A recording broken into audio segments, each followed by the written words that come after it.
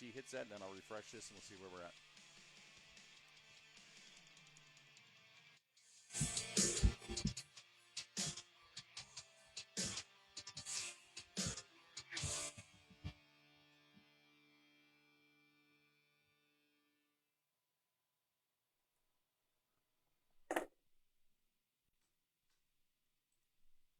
Good evening, ladies and gentlemen. I'll start the show. Go for it. Good evening, ladies and gentlemen. Welcome to the latest edition of Lowdown Entertainment. I'm your host, Joe Adams, along with my partner in crime, Mr. Bear Slosher. How you doing, buddy? I'm good. How are you today? You've been a pain in the butt ever since I got here. Seriously. Why? That's my question. Why? Getting on my last nerve, brother. It's good to see you, though. Yeah. Well, it was good to see you. Whatever. No, that faded quick. Just do the show. Carry you again. No wonder my back hurts. Hey, you need to turn that down. Hey, we have a really cool show tonight. We have in-house. He is sitting here ready to go. Probably one of the coolest mustaches we have ever witnessed in all of motorsports. Yes. Mr. Eddie Strada is in the house. Because we never had a chance to interview Earnhardt. I did. Oh. My bad. It was B. Yeah, Eddie did something last weekend. We'll talk about that. He had a pretty fun weekend last weekend. We also have the handler, Mr. Doug Manmiller. He is going to join us probably after you and I get done BSing a little bit. Okay. And going to give Doug a final lap here, so to speak. Doug is retiring. He deserves the final lap. He does. Doug's a class act. Yeah.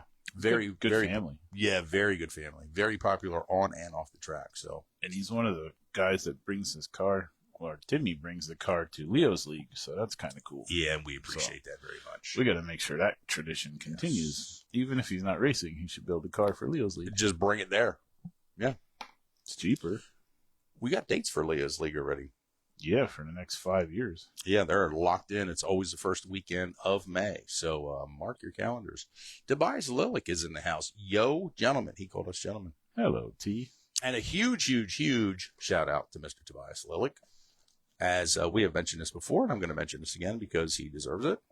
Tobias is our official TikTok content creator, and he throws some stuff together. He's a very vivid imagination. Yeah, for sure. He's always He's the right guy for the job. He really is. So he does a fantastic job with that. So if you are a TikToker, or even if you're not a TikToker, or hip-hopper, hip-hop, you don't stop. Hop on over there to TikTok and give the old Lowdown Entertainment a like and subscribe or join. What do you do with that? They become friends. Clarence sent you. Hey, listen up, everybody. Join TikTok. That's where it's at. You know what I'm saying? So that's that. I don't know what you... I guess you like it. I don't friggin' know. I'm nuts. But while you're at it, go to our YouTube page. I need 51 more subscribers to get to 1,000. To get to $1,000. That's our main goal. Get to 1,000. Just do it. We got 100 this month from all them little shorts we're putting together. It's from all the little shorts you're putting together. Well, and you're doing fantastic. And you met some very fine folks from down under in Australia, and they have certainly boosted our YouTube audience. And they're wearing swag down under. I saw that. Yep. I saw that. She was repping Troy Carey, Anna Heinzman. Mm-hmm. Thank you, guys. We appreciate that very much. Chances of them ever seeing the show live are pretty slim because there's a slight time difference between here and there. Yeah, like a day or so. Yeah, you made some good friends there. Yeah, they're good people. Speaking of good people, I need to give a shout out to two very special people. They happen to be customers of mine. And this goes back to something that I personally have been warning you guys that have been tuning in here. The girls are coming for you guys, ladies. For the ladies are coming for you guys. They are parking their cars in Victory Lane more and more and more all the time. So a huge shout out to Haley Arrow, who is the Shellhammer All-Star. Or as Geezer says it. Arrow. We don't like how Geezer says it. And Lily Esterly, she is the Linda Speedway Junior Slingshot Champion. So we've been seeing more and more champions repping LDE this year. oh, these two I ladies love it. here have Congratulations. repped our stuff all season long. Decals on the car. Lily even went the extra mile and has an LDE.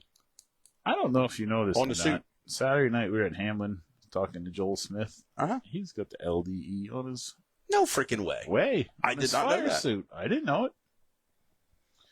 Serious. Hey, I know you didn't have dinner, but Tim Rutherford is enjoying his filet mignon as we speak.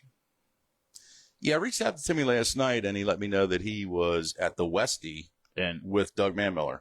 oh yeah, Yeah, that irritated me a little bit, too. I bet. So, Eric Gambler, you got me in trouble today. Welcome to the show. yeah, Eric. Well, what's the deal with your comment about my daughter, huh? Yeah. Don Allen is in the house. Good evening, gents, he says. They got it all wrong, Joey. Yeah, they do. They really do. No, we appreciate all you guys tuning in. We really do.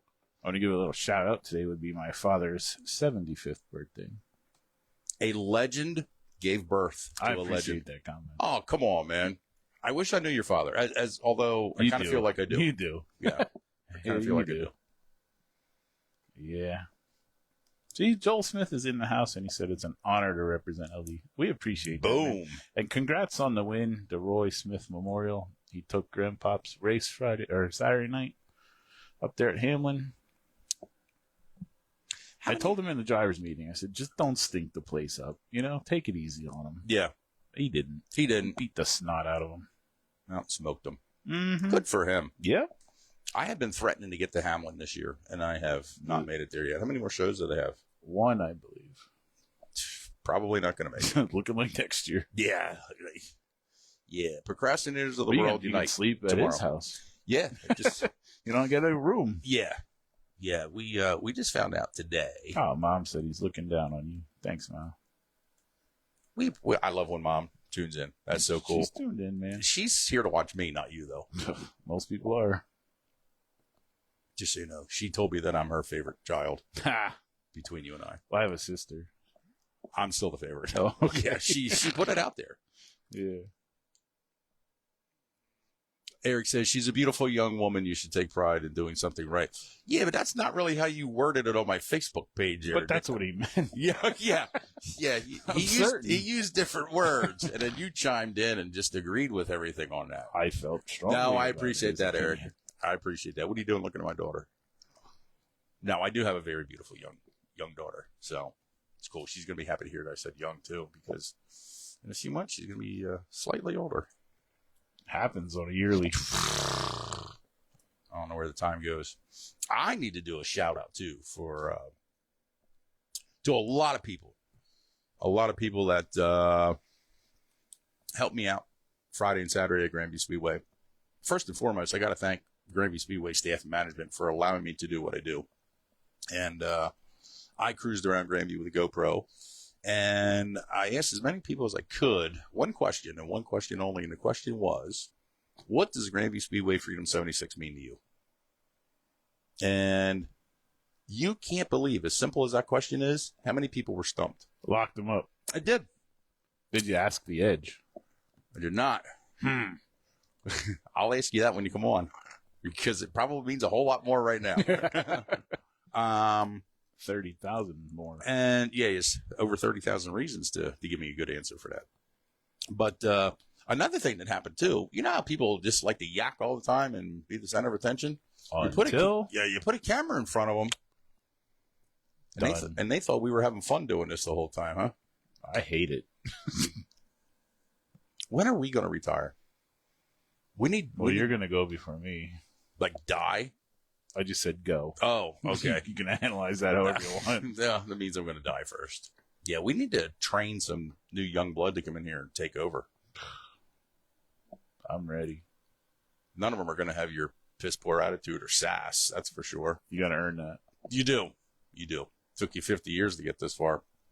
Tobias, what happened at the crochet fair, Joe Adams? Well, okay. Once again, he got in trouble for sleeping with the sheep. That's wherever I go. I got in trouble at the alpaca farm for sleeping with the alpacas, too. But Okay, so here's a scoop, here's a skinny, here's a scam, here's what's happening, here's what's going on. I was supposed to go to the crochet thing with my crocheting group, and there was a big like fair thing going on, and they were releasing new fall colors of yarn, which is really exciting. Festive. Oh my god, Serious. yeah, like that. So because I'm totes into like earthy tones and stuff like that when I crochet stuff. So you never. You're such a dickhead. Excuse me. I can't even contain it. Come on, man. Sorry. So it's your hobby, not mine. It's a true story, and you're not going to believe this, bro. It got snowed out. 8 inches For of real? snow. 8 inches of snow In Southern California. Yeah, Wow. it's hard to believe. So Wow. It's crazy. yeah. So I ended up just going to Grandview then for Friday and Saturday. What else would you do? Yeah. It's probably a heck of a flight back. It was lonely on the way back. Well, I felt dejected because I didn't get to see the new fall colors. Mm-hmm. And I'm not the only person that was upset about that. I'm sure. I got to be honest with you. This is no BSing. I've had no less than 60 people ask me about the crocheting Yarnapalooza Friday and Saturday. It's being an asshole is a full-time job for me. You're really good at it. Thank you, man. I appreciate that. Mm-hmm.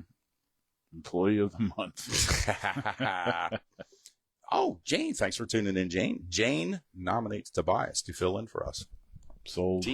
T could definitely do it. Oh, my God, yeah. Way better than us. He could do the show by himself. Yep. He don't need us. So our good friend Jimmy Blewett had surgery today. Again. Yeah. He's riding the struggle bus there a little bit. Yes, so prayers to the Blewetts. Yeah, Hopefully, as far as I know, everything went well. Good. Just got to get out of surgery and get better. Get back to the racetrack with the kid. He's been having some things off and on here for a minute. A year for sure. Yeah. So it's tough. Yep. Where'd you go racing at this weekend, bud? We went to Hamlin. Didn't turn a lap. Wasn't great. It happens, man. Went from victory lane the last time we were out to no idea what's wrong with the car. As soon as the kid gets on the throttle, shakes violently, like it's coming apart. No idea. Interesting. Yep.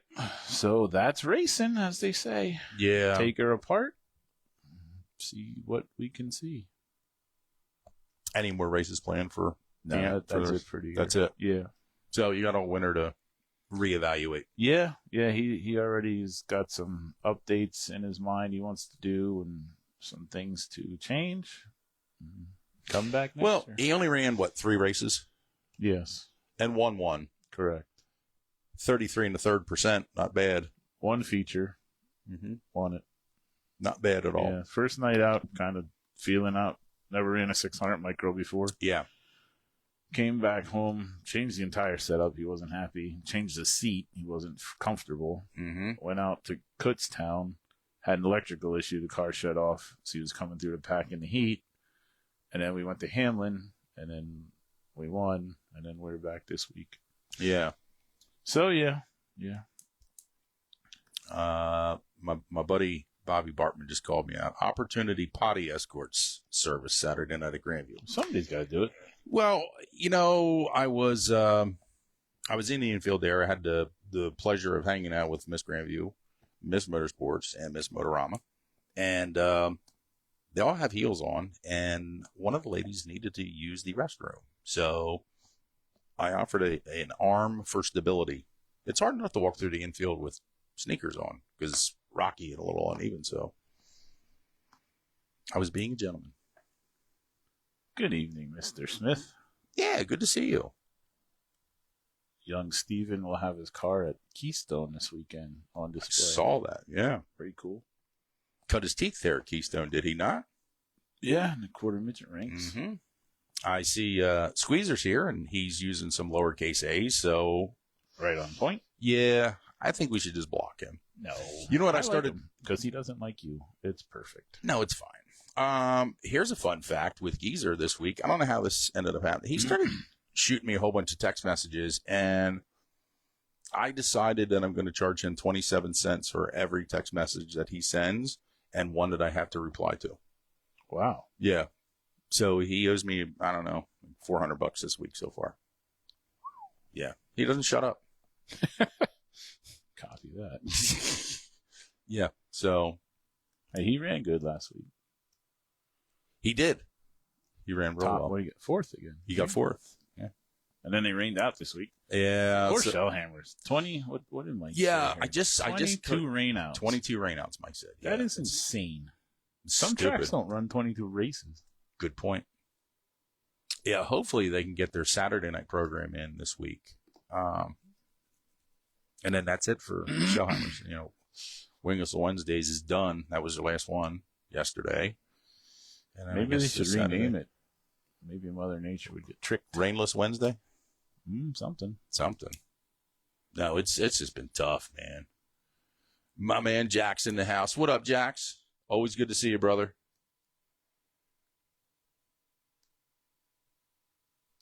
Is this why the G is down? Is the G off the computer? I didn't notice that. Yeah, I took it down. Oh. I took it down. I didn't think anybody would notice. Good eye, Tobias. Well, Tobias is on it. Yeah. You should know that by now. That's enough geezer bashing. There's never enough. Yeah. 12 Wednesdays, 10 Saturdays. Good Lord. Try Tuesdays and Sundays next year. Gordy Ross in the house. Maybe Joe should go into Weaver Valley.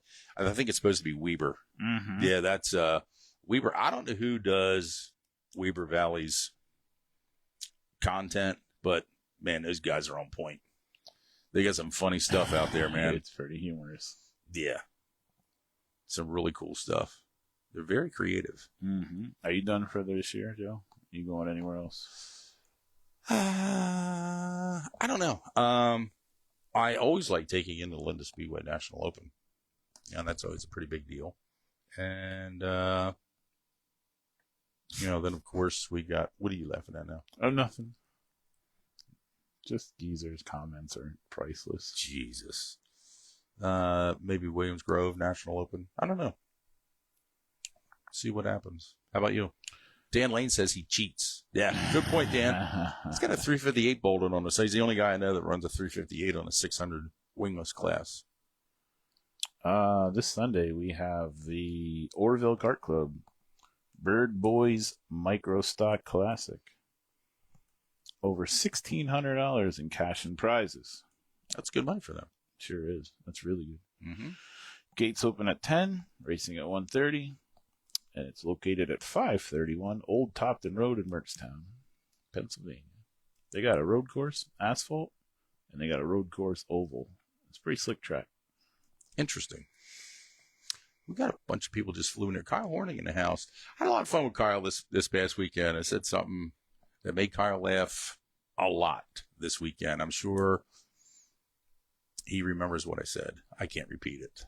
Probably not. No, I can't repeat that at all.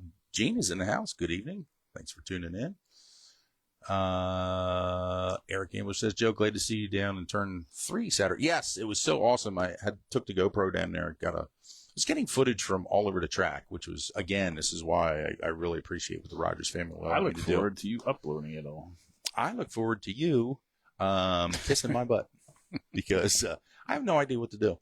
This is why you're the video master, and I am not. I'll check it out tomorrow. I hope it's all good, for real. It'll be good. Deuce Race Fan in the house. Good evening, my dudes. Love to see you on here, Deuce. Appreciate you, my man. Was Grandview mobbed? Yes.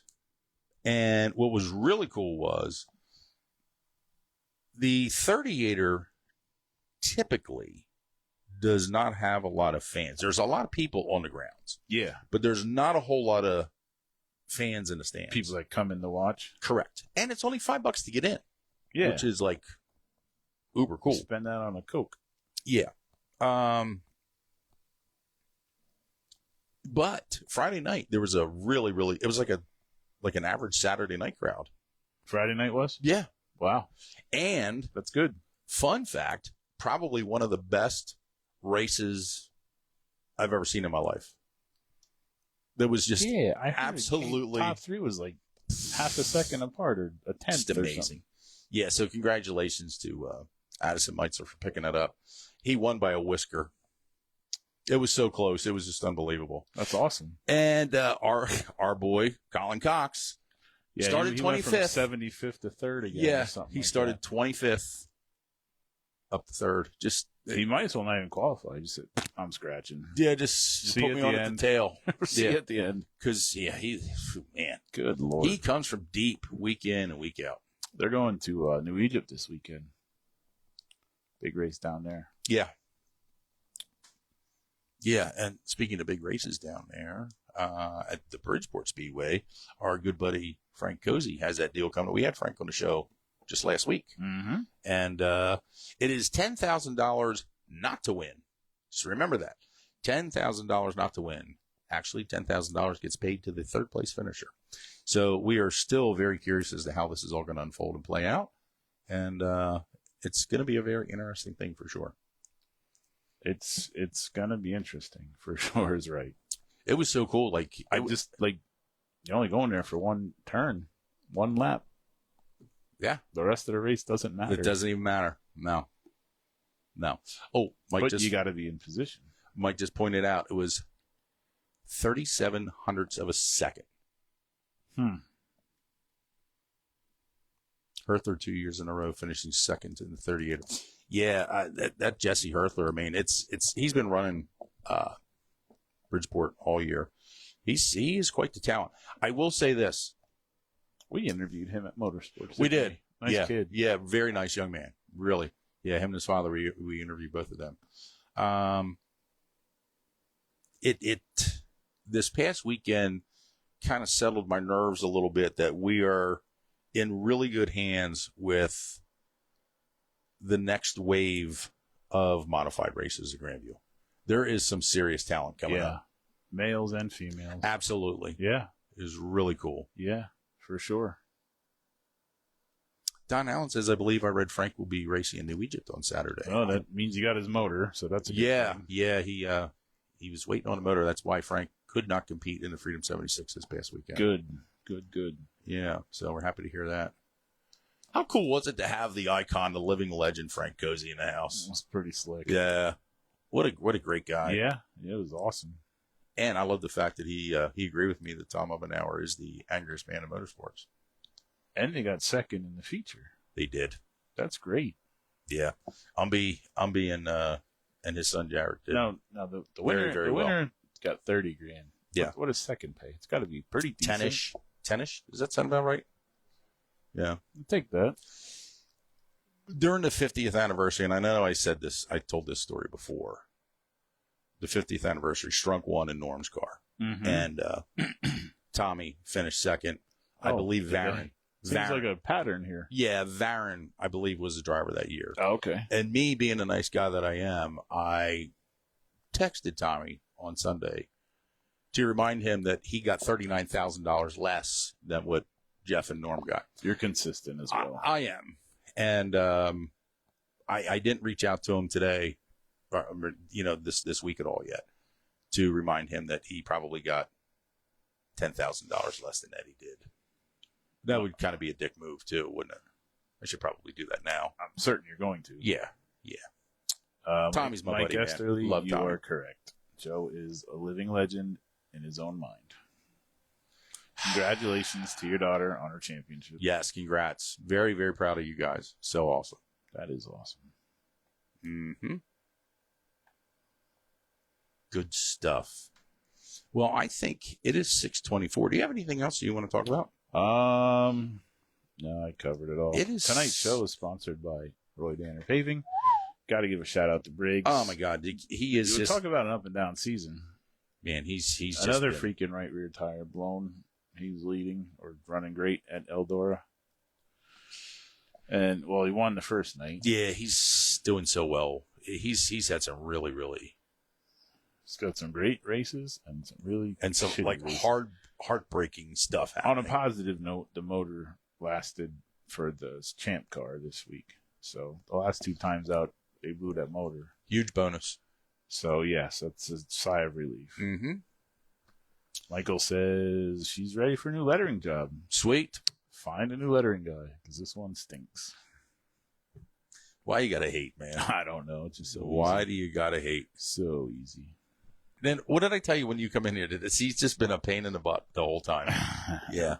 True story. You ready to talk to Doug Manmiller? I can't wait.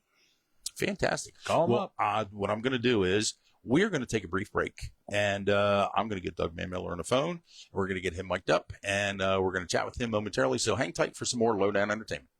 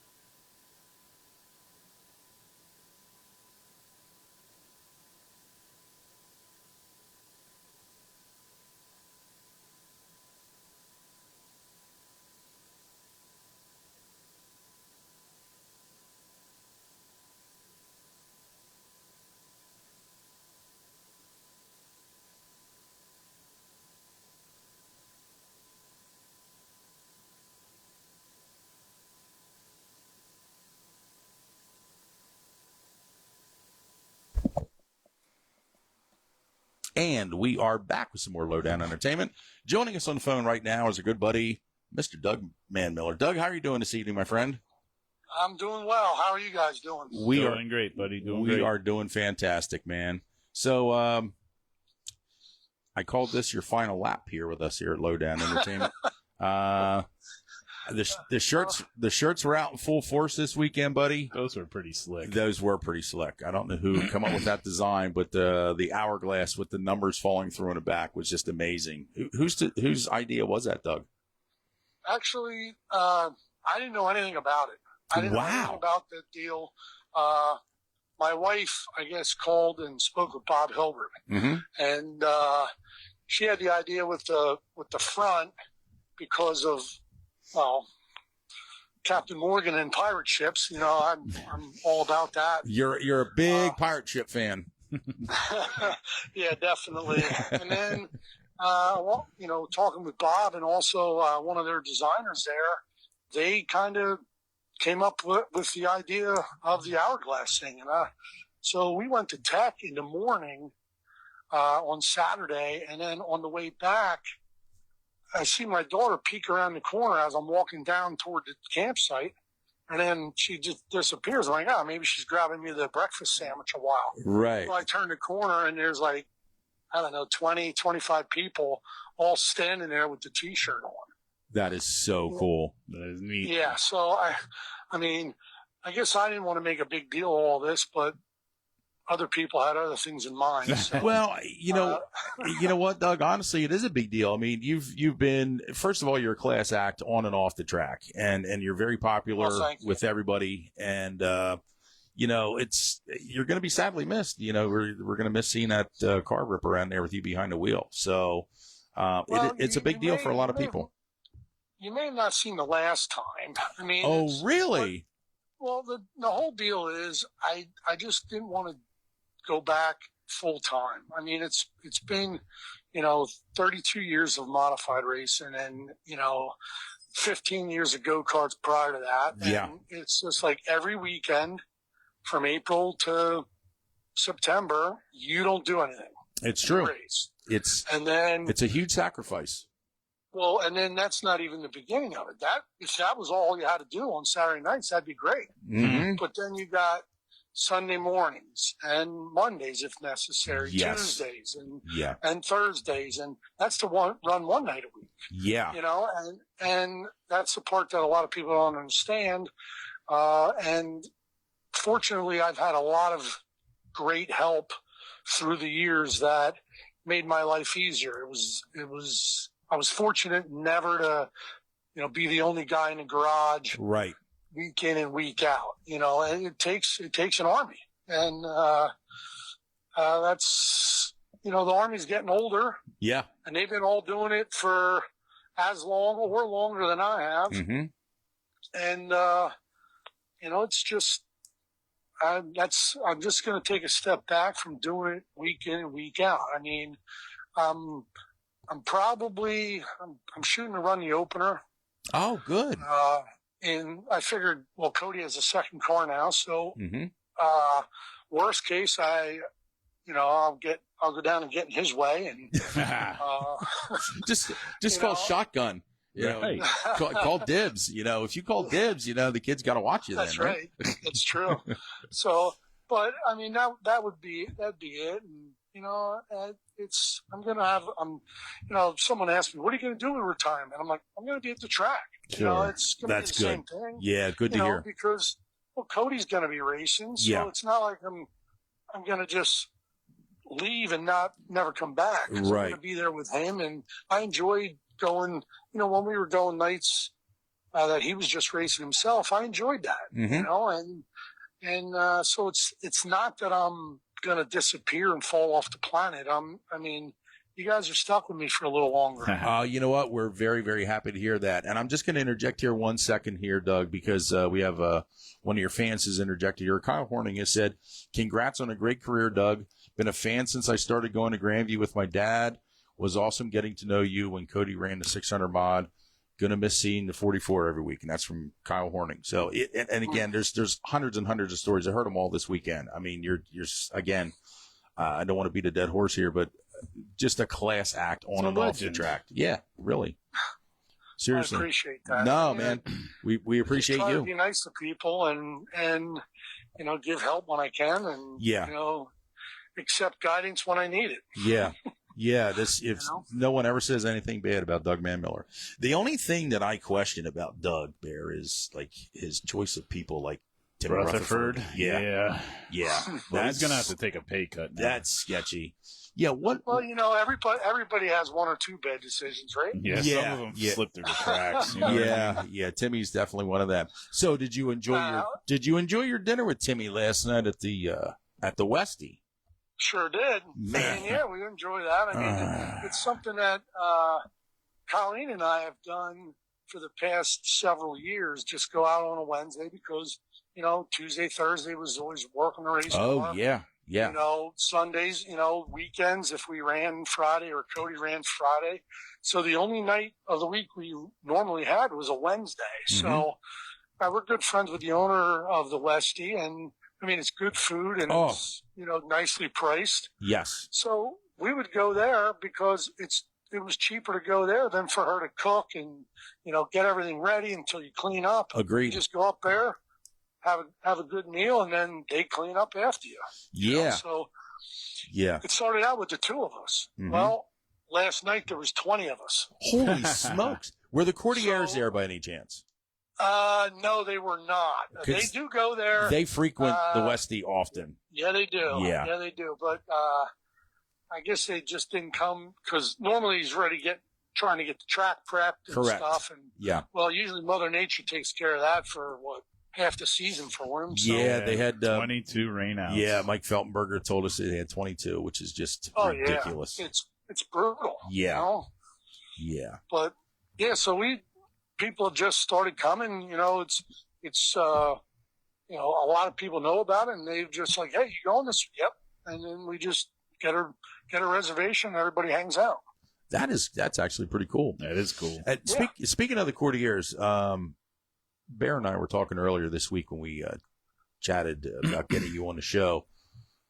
There's been a lot of talent that has come out of that little track by the river called Shellhammer Speedway, Shellhammer Dirt Track. You being one of them. There is a boatload. Oh my! It's amazing. There's probably a couple that I would miss, but there's a lot. I mean, that it's just very competitive. Yeah. You guys all cut your teeth there, and And you had some really class act people that you were racing alongside of too that are currently racing in the modified ranks today. So it's insane how many people come out of that place. Oh yeah, they've gone to modifieds. They've gone to late models. Mm-hmm. They've gone to like sprints and stuff like that. So I mean, it's just a great place to get started. Mm-hmm. Absolutely. Here's another remark here from chat from our friend Gordy Ross. Class act, never gave what he didn't take. So again, more respect for you, my friend. Oh, thank you. Yeah, it's just amazing. Well, we are so happy to hear because I didn't know how this interview was going to go because I didn't know if you were just going to like step away completely. I mean, I know obviously your son Cody's still racing, and I didn't know if I have chatted with some racers that have retired, and it's not that they don't want to go, they can't because they just it drives them a little bit insane. But right, and I don't know if that'll happen to me or not. Yeah. You don't know, and it's like I didn't want to say, yep, this is it, and then next year I put a helmet on and he said he was done or whatever, and I'm like, no, I'm just not going to do it week in and week out. I'm just. It's just there's other things I want to do, and this is just one of the, just take a step back from the weekly grind, if you want to call it that. But it's something I loved. I wouldn't trade any of it. Mm-hmm. It's not like I look back and man, I wish I, did this or did that, for all those years. And no, right. I mean, because, My wife and family have grown up in racing with the racing family. I've met some of my best friends racing, and it's another thing. If you ever run into trouble, I mean, they might dislike you on the racetrack, but if you have a problem, you're parked alongside the road, they'll stop and help you. The racing family is just great. Yeah, we have said that so many times. We have witnessed it. There'll be 5 trailers lined up to change a tire. Yeah. Sometimes you want to kill each other at the racetrack, but man, when one of us is down and out, man, everybody rallies and everybody comes in to help. It's just absolutely amazing. We're one big dysfunctional family for sure, but it's awesome. I wouldn't trade it for the world. That's right, and that's. Go ahead. No, go ahead. I'm sorry. Go ahead. I was just going to say, I mean, that's what I said. I mean, all the years I put in, I wouldn't trade it. I wouldn't trade it at all. And, it's just now I want to, kind of do something a little different. Mm-hmm. It's not like I'm never going to be at the track. And right. like you said, I don't know that it'll bother me. Right. I don't know that. I don't think it will, but, we'll see. Only time will tell on that. Yep, it's a wait and see. Here's another comment from our live chat here from Eric Gambler. Hi, Doug, from your favorite official. Oh yeah, definitely. he's one of the good guys. There was a time that I guess he thought I didn't like him, or vice versa, and it's just whatever. Yeah, he's a good dude. Oh yeah, definitely. Now we are, like I said, I don't want to keep repeating this over and over again. We are so happy that you're not completely walking away from the sport. But hypothetically, Doug, if you were, if like today you decided that's it, I'm never going to go to the track again, I'm never going to race again, what do you think is the thing that you would miss the most out of all of that? Oh, it's all the people. Awesome. I mean, I would think so. I mean, granted, the competitiveness, I like to compete and stuff like that. So yeah, but I mean, if you were never at the track, hopefully I'd see some of those people outside the track, but that's going to be a majority of it is most of the people. That's that I've been feeling over the past few years here. It's racing to me is a huge part of my life and of course my partner Barry here. And, but we're to the point now where it has very little to do with cars going in a circle. Yeah. And it has everything to do with the friendships and really the families that have social skills, it's socialized. Just unbelievable. It really is.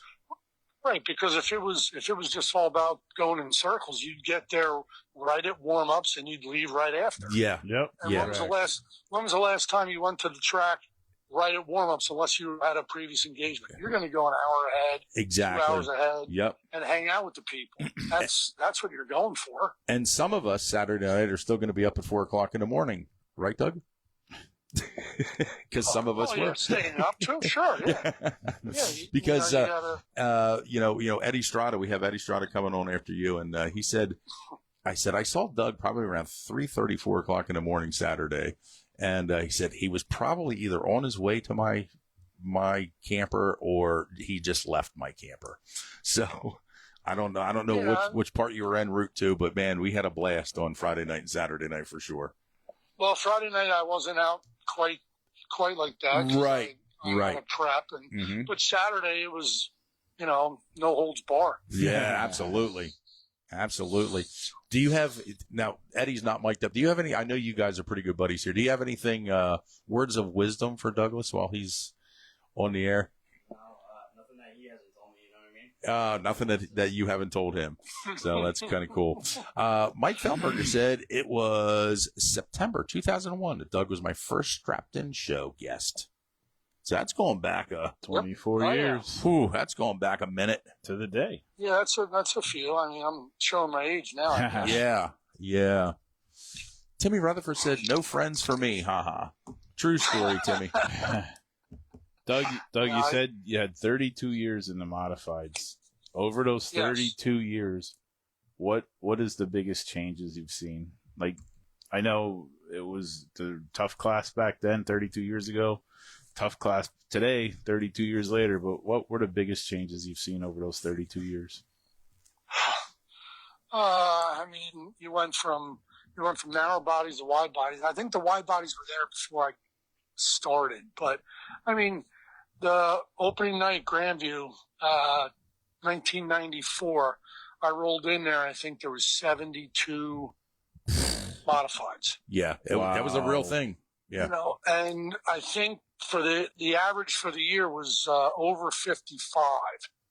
And that's the thing. I mean, the expenses are, of course, going to be the biggest thing you see.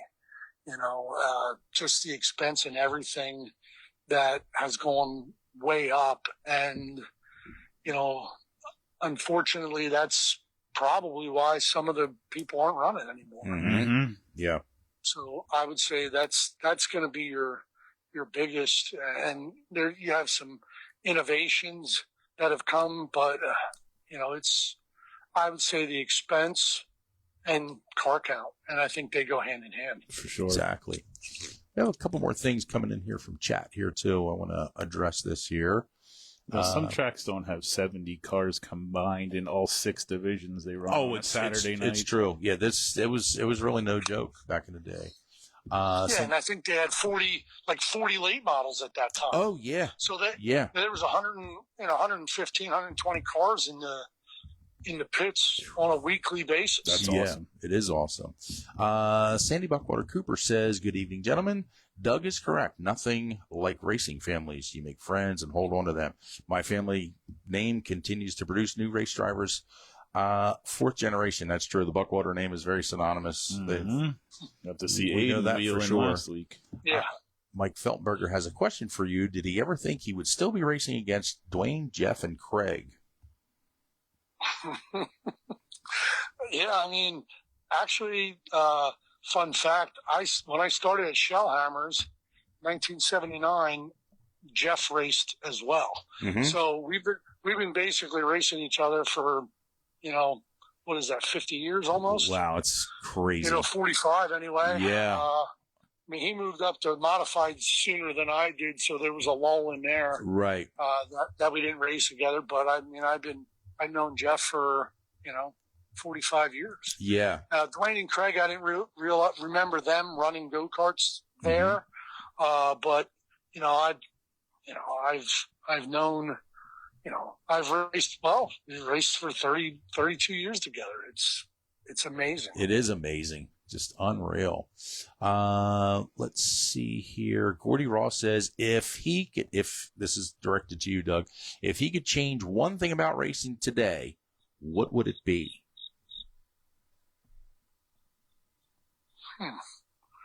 Well, it's an interesting question. Yeah, it is. I mean, I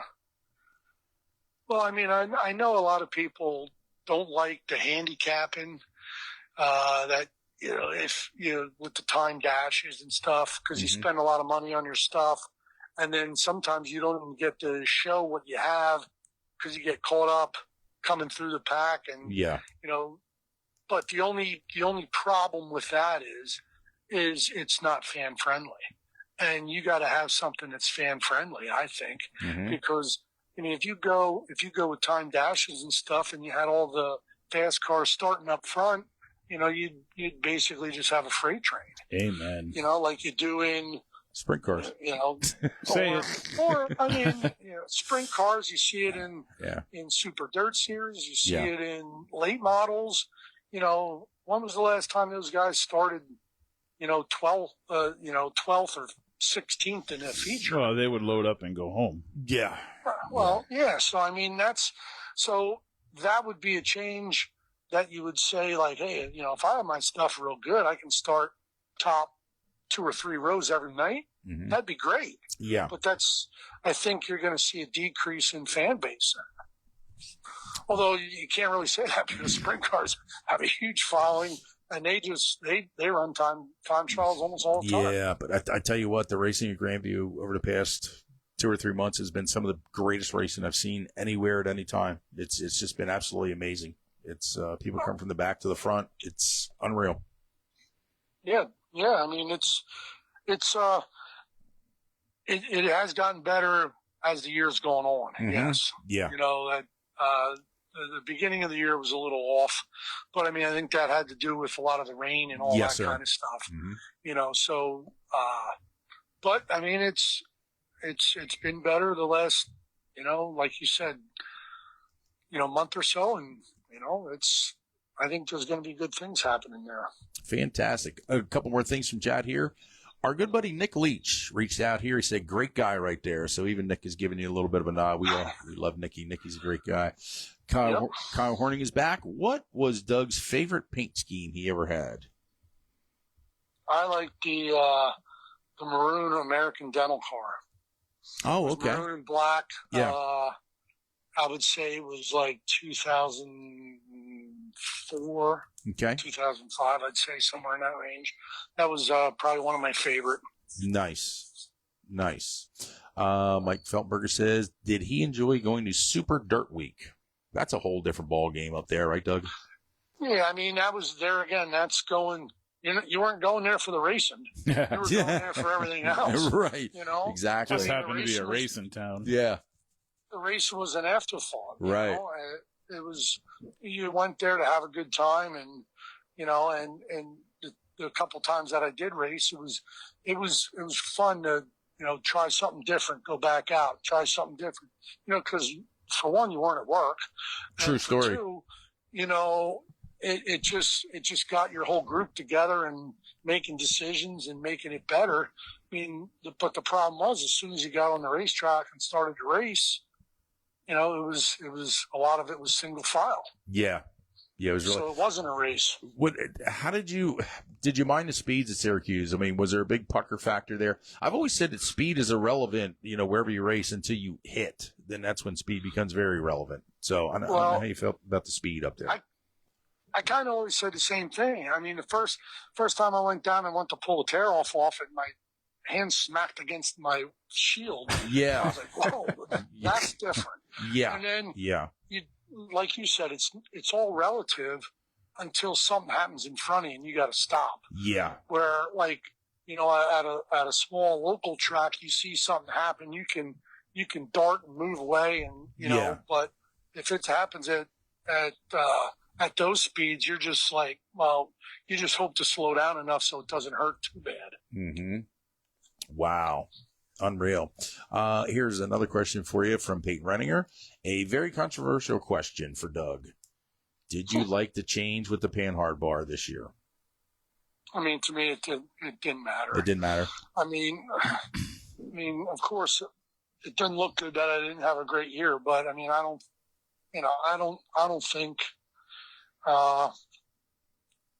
it changed a whole lot. Mm-hmm. I don't know. And we'll find out a little bit this weekend. Cody's going down to New Egypt. So I saw that. Yeah, that'll be we'll interesting. go back to left side Panhard. We'll try that fancy left side Panhard thing. Yeah. This weekend, and I don't know. I mean, I think it at the beginning of the year you had all the rain out, so you couldn't get in a good rhythm. Well, at least I couldn't. I mean, I was getting wrecked every week or wrecking or whatever, bad luck, and but I mean, it still put on some decent racing, Right. You know, and go ahead. I'm sorry. all of the veterans that we've spoken to from Grandview have said the same exact thing. Doesn't matter. Yeah, just Didn't matter to them. yeah, just go race. Just get in the car and race. Right. I mean, and everybody has similar packages. I mean, the one thing that I did take from it is you didn't have the motor boating or ratcheting that you saw. Yeah. With the left side when it was tacky, because you'd want to have the car so, you'd want to be tight enough, but then when the track was tacky or, something was just a little off, you had a little bit of ratcheting or motor boat. So you didn't have that. And I mean, that was a little better. I mean, I remember the first time I ran left side Panhard, it shook so bad. I come in and I was like, if I have to race like this, I'm quitting right now. Yeah. It just shook. Yeah, it's very violent, very tough on the body, man. That's why I felt bad for you guys. That's why I wasn't really a huge fan of them, but, that doesn't matter what my opinion was about them. Right. Well, I mean, I just like when it slows down a little bit more. I mean, these gassers, like the guy you're going to be talking to next. I mean, them guys, they're on the gas. Right. I take a quote that Mimi DeSantis told me years ago. He goes, I'm an old guy. I like when it's black and slick and you just have to kind of pedal around. You got to finesse it. That's the way I like it.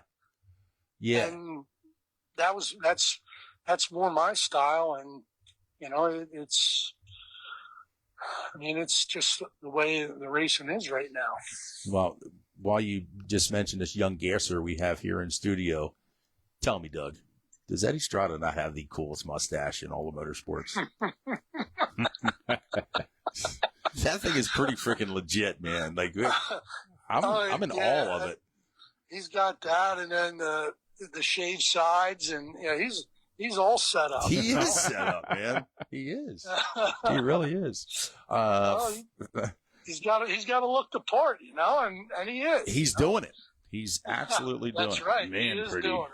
Let's see here. A couple more things from chat from a fellow named Tim Rutherford you may or may not know. When is Papa Doug buying a new race car? I love the sinister little laugh he has when he is. That is so cool. Well,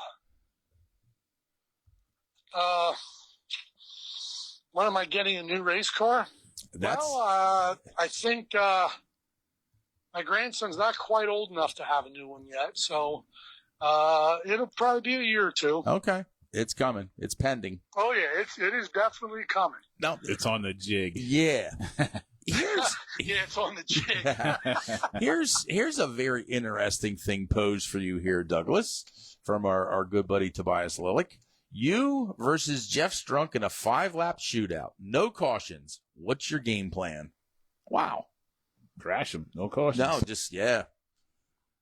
It's an interesting. What's my game plan? Yeah. Jump. Jump to start. Jump to start. And hopefully you can, you just can get away. But there's too many factors involved in that to game plan. So I would just say you jump and go. Hope for the best.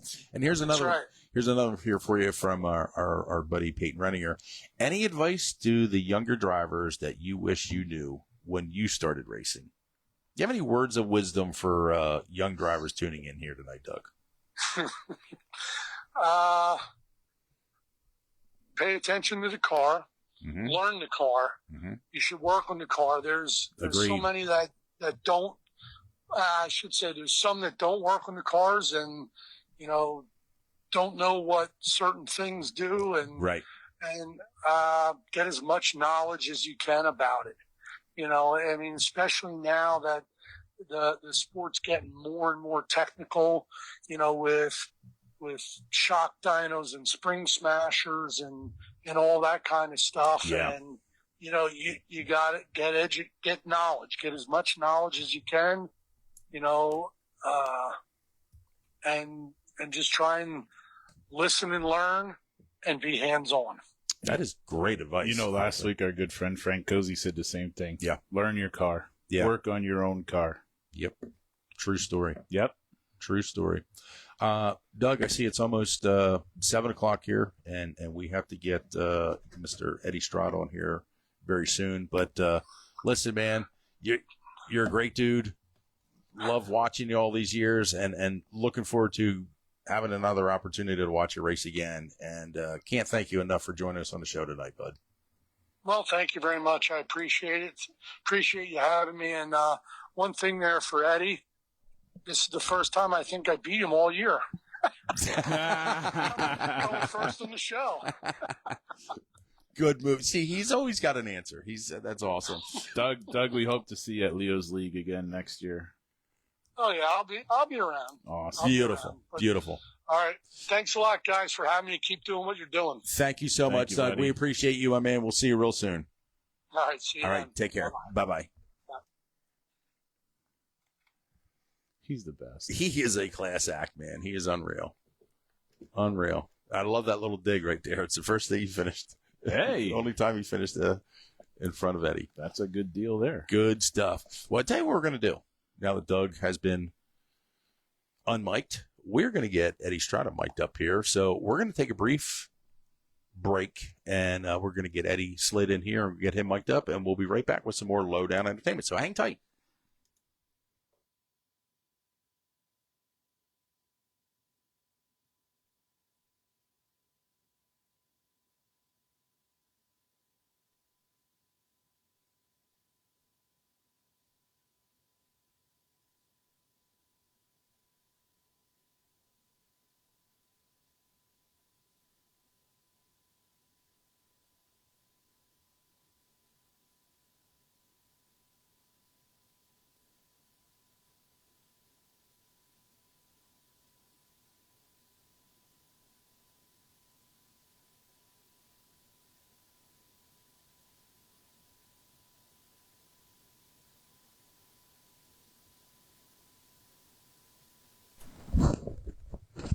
And we are back with some more Lowdown Entertainment. Joining us now, 2025 Grandview Speedway Freedom 76 winner, Mr. Eddie Strada. Eddie, welcome to the program. Yeah, thank you guys for having me. Coming in, buddy. Yeah, this is great. Yeah, first and foremost, thank you for driving. Good thing we reached out to Eddie at the beginning of the week, Bear, because it took him. He lives in Rhode Island. Yeah, nine days to get here, and he had to take a barge. There was a small donkey ride and a golf cart ride. Burros here. Is that what we call them? Yeah, they're burros. Okay. So yeah, man, we appreciate you driving all the way down here to spend time with us. From Lake Yeah, thank you guys. Yeah, no, it's like I said, it was only an hour away from where I was working at today. It might stink sitting next to you guys, but I didn't get a shower before I got here. But we don't smell good either. It's fine. Yeah, no, so it was all good. It's less of a drive to get here today than it was to Grandview every week. So it's awesome. Yeah, no, I'm glad that it's like in person. It's not over the phone. I can sit here and talk to you guys and answer questions and do this. Good. So where do we even begin? $30,000. Obviously, the biggest payday of your career, correct? Yeah, absolutely. Has it even officially sunk in yet? No, and I've gotten that message so many times this week if it's sunk in. And I don't know if it's ever going to sink in. It might not. Because I've watched videos of this place for years and years and years. Yeah. And, you had Doug on here talking and Jeff's drunk and all them guys. And luckily I pit right next to them guys every week. Yeah. So, it's just wild how things go in full circle. I used to love watching the 357 going around Grandview and watch the race with him in the 19 for the 76er, them guys back and forth and beating down each other for a couple of laps or, couple laps. It was like 20 laps that they were right along side by side with each other. But, to watch that race and be like, man, I really want to do that. And then go on a completely different route than modified racing. Yeah. And then kind of coming back to it. It's just been like a full circle deal, you know. It really has. So to race in the race is one thing. You know, when I made my first 76er, it was funny because I started on the pole, Jeff started second, and I kind of got, you know, the jump on him coming out of 4, and then I think he just followed me because he knew he was in. So right. And he knew it was coming down to a draw, so he kind of just followed me. But I was in tears just qualifying for that race. And you know, thank you for saying that, because to qualify for this event is not for the weak at heart, man. No. It is no joke. Yeah. Me and Rick Laubach were talking before we went out for the heat races and stuff, and I said, they're taking 2, right? And he goes, no, they always take 4. They always take 4. And I go, oh, thank God. You know, it kind of put my mind at ease a little bit. I knew that we were starting second. We had a good shot at it, but it's Grandview. Anything can happen. It's so true. And we have chat lighting up here already. Oh, yeah. Tara Rochelle says, congratulations, Eddie Strada. Well deserved. Scott Kaufman. Anybody that watched Eddie run the last 5 or 6 weeks knew some wins were coming. Scott, I've been saying that all week, and Scott nailed it right there, because you won here a few weeks back prior to the Sixer on a regular Saturday night show. And, man, you just been lurking around in front. That 33 has been like a bullet for a while. Yeah, I was going to say, I think it has been a bullet. It's all my guys in the shop, man. You know, I don't work on it as much as I should. You know, I'm still in there, 4 or 5 times a week, but my father's in there almost seven days a week. God bless him. And he's spring smashing. He's doing all that good stuff to that thing, and he's doing the same thing that he does every week. So, he loves it as much as I do, and he keeps this thing going around pretty good. And obviously all the my owners and stuff that keep this thing and going and it's a surreal thing, really. It is. You know, everybody keeps saying about the 76er. It's just even a privilege just to even be racing where I'm at. You know what I mean? That's true. I kind of started from the bottom, from everything, and was always struggling trying to have the best motor or the best package or the best car or new car even, and I kind of have all that now. So, obviously I'm not trying to jerk myself or anything, but it's just everybody loves the sport and everybody loves what we do. So we have some great people that are behind us to do it. It's we say it all the time. You're only as good as the people you surround yourself with, and obviously you have surrounded yourself with some really, really good people. Timmy Rutherford says Eddie should be privileged to park next to the 44. He gets free laughs from our circus. So you told a few stories about the. We're going to tell them to bring their own beer next year. That's a game changer. Tobias always has the most interesting points here. Okay, check this out here. Man, chat is buzzing here. Blowing up. It is blowing up. You're handed a car that's 10% too loose. Do you adjust your line, throttle, or attitude first? I sometimes can get a pretty hot head, so obviously it's, I think, the attitude first and kind of just settle down a little bit. And maybe you're just in the wrong lane too. A lot of it at Grandview is you're in the wrong lane, and I lost 6 or 7 races, maybe not even that many, but it feels like I lost at least that many just due to not being in the right lane at the right time or picking the wrong lane at the wrong time or something like that. So a lot of it is that, but I'm probably going to try and adjust the car a little bit. I usually got pretty good throttle therapy on me for, like I said, running Grandview. When I first started, I was still trying to back the thing in like a sprint car, and they said that's not going to work. It doesn't work that way. So, and I figured that out. Yeah, because and let's touch upon that briefly. We do have. I'm going to get some more of the chat stuff here. You started on humble beginnings. You started out in small cars, and worked your way up here. Where did you start out at? Yeah, it was actually RC cars is what I started. Well, how'd you fit in one of them? Actually pretty snug. Usually I'm pretty loose in these things, but no, actually it was a kid cart, and I hated the thing, to be honest with you. Really? I hated a kid cart. Yeah, it was terrible. I don't think that I just liked not having anything around me. I was looking for the checkered flag. Yeah. And there was a kid, it's a funny story. We were at Hamlin, they have like that double pull off there. So the first pull off is the scales, obviously the second one is just to get off the track. So going out to the racetrack, there's this one kid, and he's asking his mom, "Hey, Mom, which one's the gas and which one's the brake?" Oh, dear God. Oh, my. Well, sure enough, he turned right into the first one and hit the barrier, and he flew out of the car. And then Dad's like, "Yeah, well, you ready to do this?" And I'm like, "Yeah, well, I guess. Yeah, but we're here. What are we gonna do now?" Yeah, so that was like, I think the main thing that scared me about them. But obviously got into RC cars, and we had a blast with that. I mean, we went all the way to North Carolina to do that once, and I had some good owners even just in that deal too. Yeah. Like you have car owners and RC car racing, so I was a kid beating the older guys, and they were getting pissed about it. And Yep.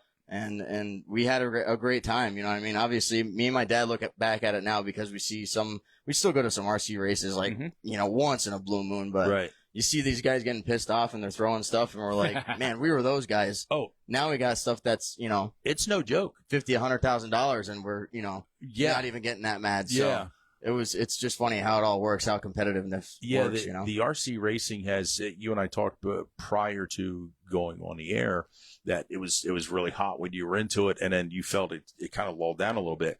It has resurged again. I mean, there's new tracks popping up here and there, and like I've actually been to a couple RC races just to check them out and see what's going on. These people are like, they're bringing some equipment, man. Oh, It yeah. is no joke. We had tire grinders and everything. We had foam tires when we raced. I think they're more of a rubber tire deal now, but yeah, I mean, a lot of it even back then was just tire prep. A lot of it's now tire prep, but you take your Simple Green, you wash the foamies off, and you get them back to normal again and go back out for another run. There's actually a couple people that have enclosed trailers. Yeah, they did back. Yeah, we brought a 16-footer or 24-footer once just to, put a propane heater in and chill outside for the races, put the radio on so you knew when you were up. And wow. Yeah, middle of February too. This is the start of the disease, right? Yeah, it was bad. It was bad.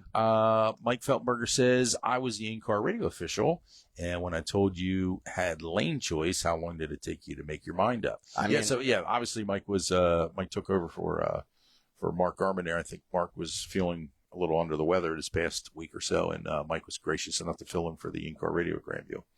So, yeah, how long did it take you to make that decision? Not long. Because I always picked the bottom and got beat. Mm-hmm. So I kind of knew where I was going to fire off or where I wanted to fire to. Right. And I had, one spot in the middle that had some pretty good stuff in it. And once I could kind of get to the middle of 3 and 4, I can, maybe slow down the guy in second or whatever, maybe get him on the brakes a little bit just to try and get a lead out in front. But I definitely knew that I was going to the top no matter what.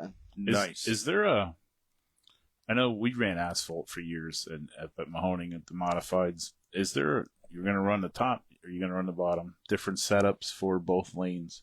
Do you set your car up any different, or you just kind of go out on the track and feel like where you feel better? Yeah, I mean, it all kind of depends. Like I said, usually I'm looking for something that has more brown to it. The one that I lost to Jared earlier in the year, I was picking the bottom because it was more brown, just flat out more brown, and I knew if I could hit it and I could drag him down the straight, we were gonna probably win that one too. And then I was taking the top going into one, and then all of a sudden I heard the car coming around me, and I'm like, well, it's too late now. He's already around me. So, and obviously he found something way, way up top that was gonna work. So I think it's just, like I said, I think I just got beat too many times that I was not gonna pick it. Exactly. Let's see here. Stephen Smith. So happy he won. So there's another congratulations for you there. Thanks. Eric Ambler said, the second half of the year, you were the fastest car every week. What changes did you make? Yeah, you obviously you found something somewhere along the line, which is good. And if it's a speed secret, you don't have to talk about it. But no, really, I mean, I'm not going to give anybody speed secrets or anything. But we really just kind of went back to what we were doing. We kind of got away from it a little bit and was going obviously the wrong way in the middle of the year there, and then we just started going back obviously the other way, and we got faster, so we just kept going back to the right way and just went a little bit more with it and found a lot of speed. Did you go back to basics? Yeah, thanks, Bear. You're welcome. In kind of a way. I mean, the stuff that we learned from the left side stuff, we just kind of still applied it to the right side stuff. It's still, Doug always told me years ago, these things are going to have drive in it. It's just, you got to get them to stick to the center of the corner. So we kind of just went off of that and figured out what we needed. And we just kind of, like I said, just went the right way instead of the wrong way. Well, you know what? We talk to a lot of people in this racing gig, from dirt to asphalt and everything else. And we have found that people that overthink are usually the ones that are struggling. Sometimes you just got to, as Bear just said, you got to keep it simple. Zero the car and go see what you got. And we were big time. We were on the smasher, beating ourselves up every night, and then we kind of just, it was like, calm down. And even like I said, Doug said, calm down, just keep doing what you were doing. You guys were fast, so what were you doing? Yeah. Kyle Horning says, "Congrats, Eddie, on the win. Eddie won me $140, so I bought his shirt after." $140, he could have bought a few shirts That's not for a few bad. of his friends. Hell of a Yeah. price Bad. for merch. Yeah. Yeah. Wow. Daniel Cohen says, racing anywhere else anymore this year? Yeah. Do you have any plans for the end of the season here? Yeah, we would have loved to go to New Egypt this week, but it was funny because my dog got his balls cut off yesterday, so he's kind of on the mend. Bet he's not laughing about it. Yeah. Chris Moore thought I was, being a ball buster about it, but that's seriously what happened. So, Yeah. and we just kind of really weren't ready for all the, New Jersey's a little bit different with belts and It is. straps on more the fuel stringent. tank and stuff like Yep. that. So, Yep. and we just kind of weren't ready in that aspect of stuff. Plus our shop, we just got a new shop, so that was getting spray foam this week. So Nice. cars are still in the trailer actually in the trailer and on the trailer from Grandview because we brought 2 of them. So, Yeah. we haven't even been in the shop working on cars yet. Nice. Let's see here. Kyle says, if Eddie wants to run an RC car again, I got an open seat at Pheasant Land whenever he wants it. So there you Perfect. have it. Nice. Jack Jones said Eddie's a very humble guy. It's coming from a competitor there. So that's pretty Taco cool. Kid. Yeah. Peyton says they seem to be too intense for me. There's Vogel, February freeze. What does that mean? That's what he's talking about when we had the The 24-foot trailer. Ah, Yeah. It was funny. We had all the big boys in the back. yeah. And we had it on a jack in the front, and we tossed it off the jack just because we had so many guys in it, So that's what he's talking about. Most popular trailer in the pit area. Huh? Yeah. We appreciate you tuning in, Jason. Appreciate that very much. Did Jason letter your car this year? No. Okay, that was somebody else. Mm. No, is this 33? Is this your car or are you driving for someone? No, I drive for someone, yeah. Oh, okay. Yep. Can we ask you who the owner is? Yeah, Bobby Yeager, Jason Rott, and my old man has a little bit on it, too. Oh, okay. So it's like a 3-way collab. Yeah, correct. Yeah, it's all good things, man. Like I said, a lot of bad rides. I shouldn't say bad rides because no ride is bad, I would say. Right. But a lot of those harder rides, I would say, maybe got me to where I'm at today. And I wouldn't want to be anywhere else. It's funny, the one owner texted us this week and said, "Hey, I got a 2026 I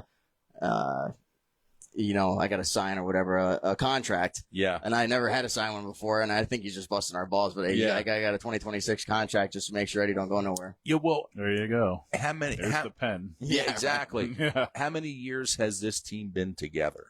I can't really remember what year that we actually started racing with each other, but we met maybe around 2020 in Scranton. There was a car show there, and I was pretty much 3 sheets to the wind, honestly.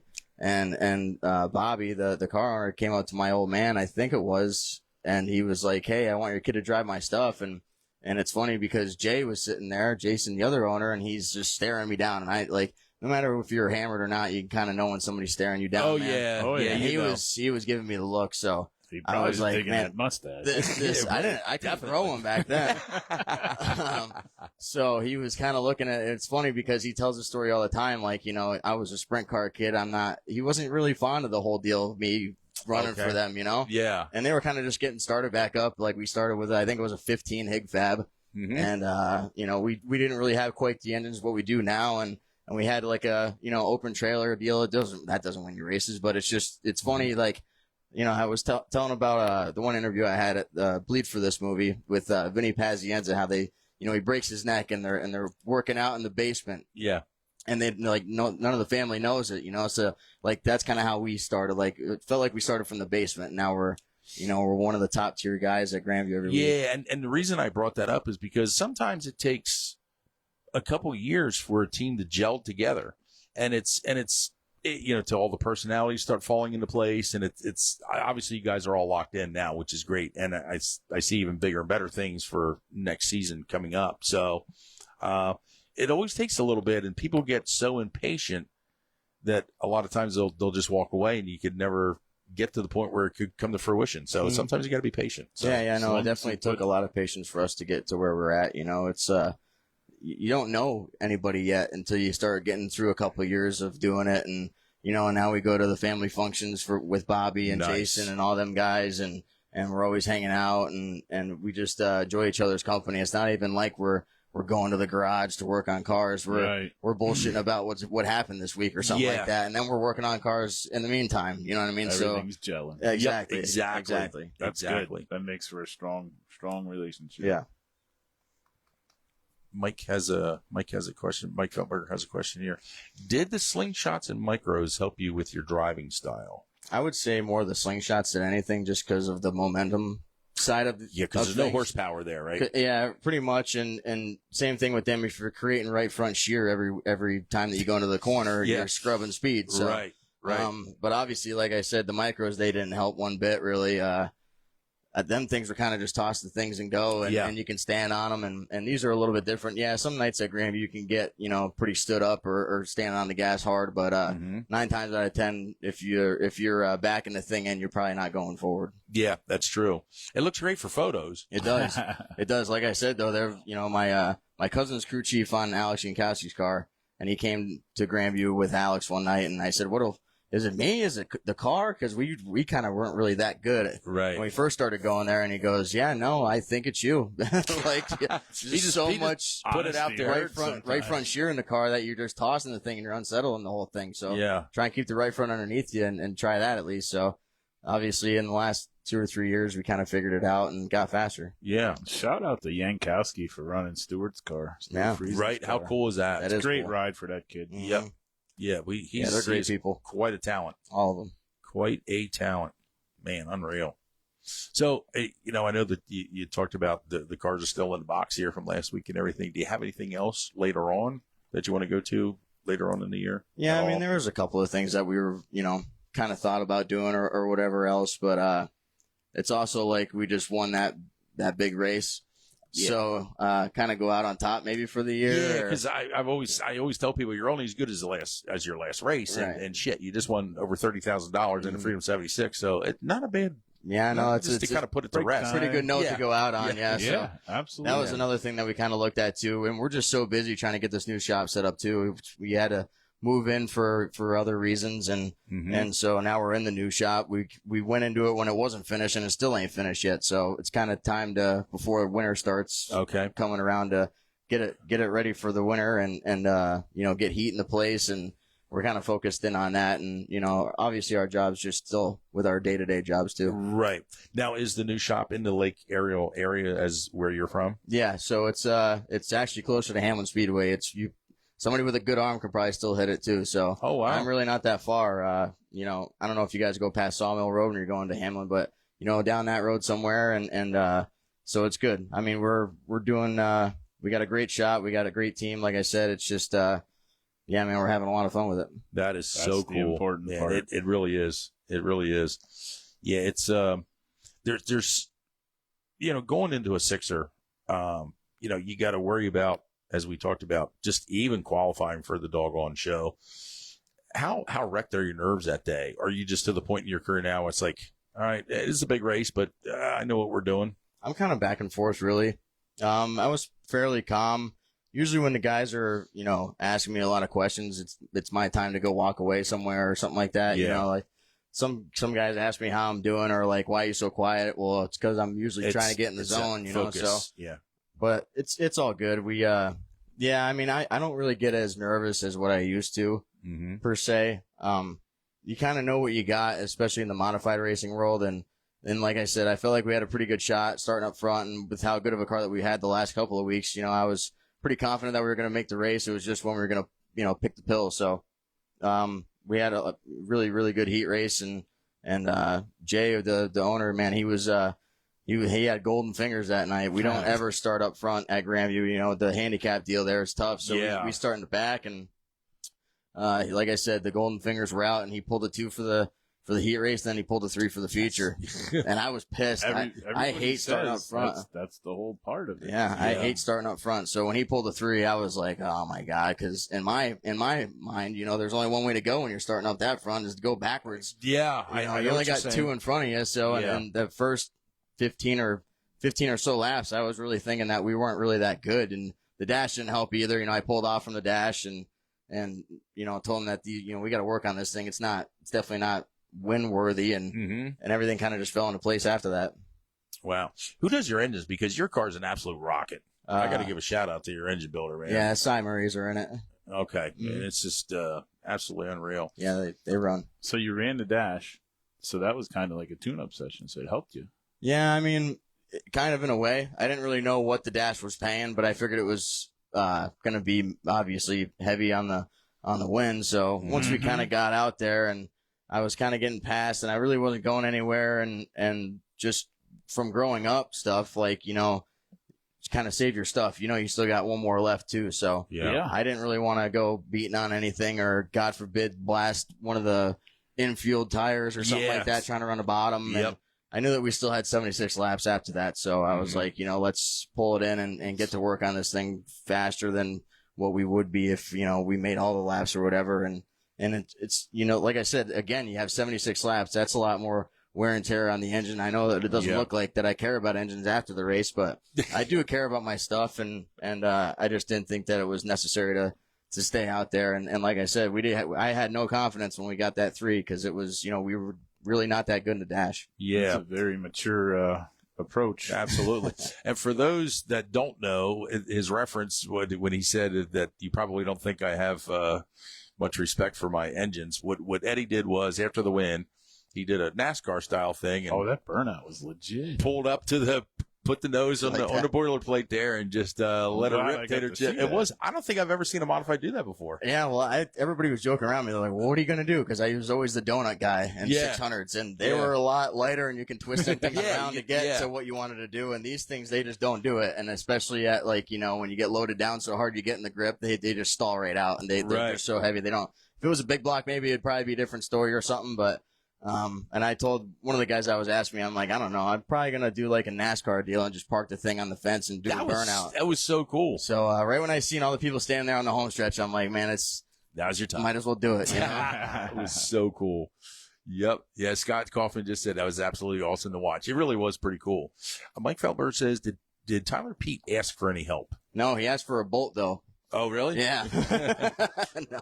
So I handed him a bolt. No, he's a good kid. That's what I said. I was talking to Rick Laubach again before the races, and he's like, you know, who's Tyler Pete? Another guy I came up to that was talking to me, who's Tyler Pete? Yeah. And finally I came up to Pete and I said, you know how many people don't know you around here? Yeah. You know, so it's good that he's getting his feet wet in a modified and he's running some Pennsylvania stuff at modifieds because it's a different world up here. It really is. Speaking of Rick Laubach, I'm sorry, Rick did not have a good sixer outing. I think we had talked a little bit. We kind of think he hurt his engine a little bit in the heat race. Yeah, I think so. He was running like hell though in the heat race. It was fun to watch. Yeah, he was. Heat races at Grandview Speedway were 12 laps, and he ended up pulling up on the 11th lap. But he was smoking for probably at least half of those laps. Yeah. So I don't know if that thing scattered or what went on there, but.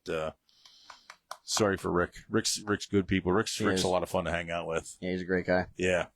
And Tara's a piece of work, too. Oh, man, they're both hilarious. They know how to have fun. Yeah, they do. There is no doubt about that. Always keep in mind, everybody in chat here, if you have any questions for our guests or our hosts here at all, or you have any more comments, please don't be bashful. Make sure you type in here and let us know what's going on. I think I've been keeping up with chat pretty decent. Yeah, you nailed it. Because I know last week, I do want to apologize. We've said this before. We do not always see every piece of chat that comes through. We have no idea why or how this works. We tend to see them Thursday when we go back through the show. This is true. How did we miss that? Yeah, but you know, Bear and I will be having like a post show recap and you know just talking about the show and everything. And like, did you see so and so was in chat? Like, no. So it doesn't always appear for us here, and I really don't know why. Jack Schoen, what driver do you look up to the most? I mean, if we're looking for like a talented, not talented, but you know, like a very famous person, it was always Tony Stewart growing up when I was a kid. Mm-hmm. I always had a 20 lunchbox going into school. Nice. So that was my thing. But honestly, it would just be my dad and my grandfather. You know, I never got to watch my grandfather race, but a lot of them say that I'm a lot more like him than my father was. So I was always falling asleep in the stands at Makatech and seeing the 42 go around there with the lightning bolt on it, and always thought that was cool. So it was always my dad. You know, growing up, I think I just always wanted to make him proud, and watching him, like I said, for a little bit that I did, it was always fun. Yeah, and that's pretty cool. We can definitely, Yep. Bear and I can definitely respect that. Makatech, how long has that been closed now? Well, it's been a I think minute. since 04. Yeah. 04, 21 years. Mm-hmm. Wow. Wow. A lot of them said that they would want it back too. A lot of people complained about it, I think, when it was around, but now that it's gone, they all miss it, you know? That's the how it old always cliche, goes. you Yeah. know? Yeah. Didn't they used to call it Makarek? A lot of people did, Makarek, yeah. Yes. Kind of Yep. remember that. Peyton Rainier says, Joe just likes ignoring my comments. This is true, Peyton. This is true. I'm totally ignoring. Well, but you, actually, you missed one of hers. I did. Any plans for 2026? Really just Grandview, and we're trying to maybe get something a little bit bigger engine wise, and do a little bit more traveling, and look for a Friday night place maybe to call home, and obviously Saturday is going to be Grandview. It's that's like our Makatech, you know what I mean? That's So you've settled in there and you feel very comfortable. very comfortable. Good for Yeah. you. We have the fan base there is just next to none, really. Than other than what I see, you know what I mean? I kind of go to other places and I don't see like it's nice to see a finger or something like that just from the fans that, like, it don't matter if they like you or hate you. That's what I tell everybody else. Like, They're watching. what do you care about that guy hating you? And I said, I don't care. His ass is sitting in the stands. That's all right. I give and a that's shit about. all that matters. So, absolutely. it don't matter if it's good fans or not good fans, man. It's just, they're keeping the sport going. They're keeping the lights on. They're keeping their, fuel and all the stuff to go around the racetrack and the graders and stuff like that. So, I mean, everybody that does all that stuff, man, they work hard during the week to come hang out and watch us on a weekend. Dude, you get it's nice. You get it, which Yep. is really, really cool. Really, really cool. Here is a Terry Davis Jr. Eddie, what was your thought when Jared Umbenauer was right there with you the last handful of laps because he was flying around the track? Yeah, I tell you what, Jared Umbenauer was very fast in his father's 19 car Saturday night. He really was. He ran a hell of a race. Yeah, I didn't know where he was running on the racetrack. I figured he was probably pounding away at the top too, just like I was. Mm-hmm. So, like I said, when he was asking the question, or when somebody asked the question before about what I was picking, I was definitely picking the top. But he's, like I said, he's been running really good around that place too. So, obviously I was nervous, and it was funny because one of the turn 3 flaggers came over to us when the cars were sitting there. We had the red flag, and this guy just comes over, one of the officials, and he's like, "You guys are putting on a hell of a race." Oh my God. I didn't even look. Absolutely. I couldn't even look at him anymore because I was already nervous enough. Yeah. And I didn't even think about what I was going to even say back to him. So I just looked ahead, had to take a deep breath, and obviously pick out where I was going to be starting for the next restart. Yeah. I take a second here to talk about Jared Umbenauer for a hot minute. A few weeks ago, there was a crash from the backstretch, and Jarrett was leading points at the time, like 8 points or something. Don't quote me on that. It was ahead. It was a very slim margin, but he was ahead. And ended up talking to his father later that week, and he said, "I just threw that frame away in my dumpster here at work.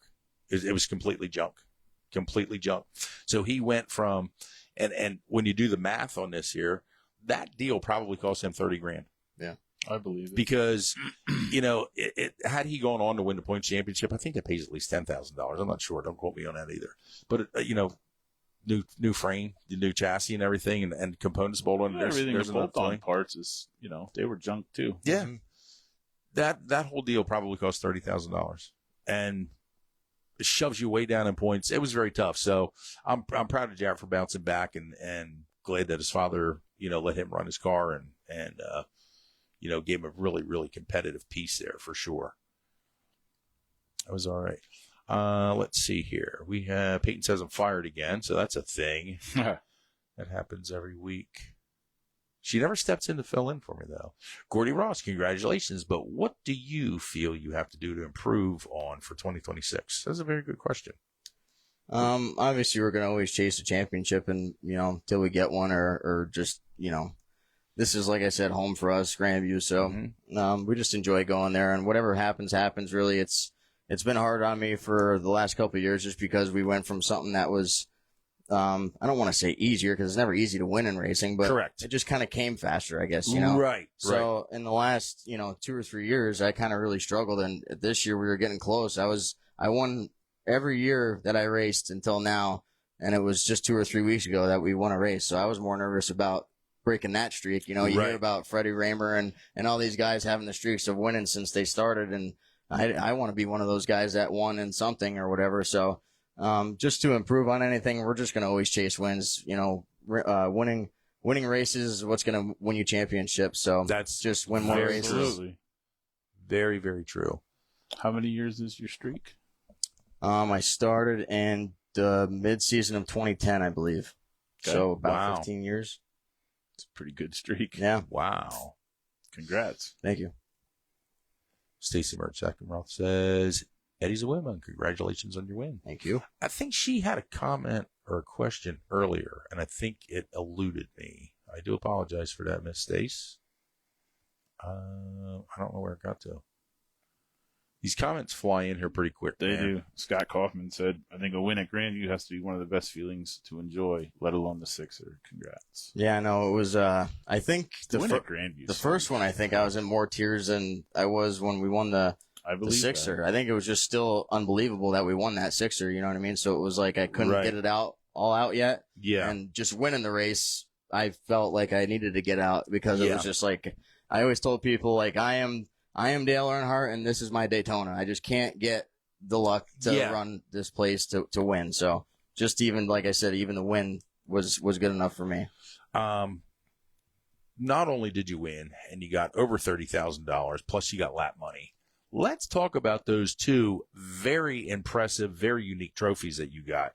And for those of you who did not see them, they weren't super tall, which is fine, but they had electronic picture frames on them, and it had a photo of every past Freedom 76 winner. It was the most. Really? It's That's awesome. absolutely incredible.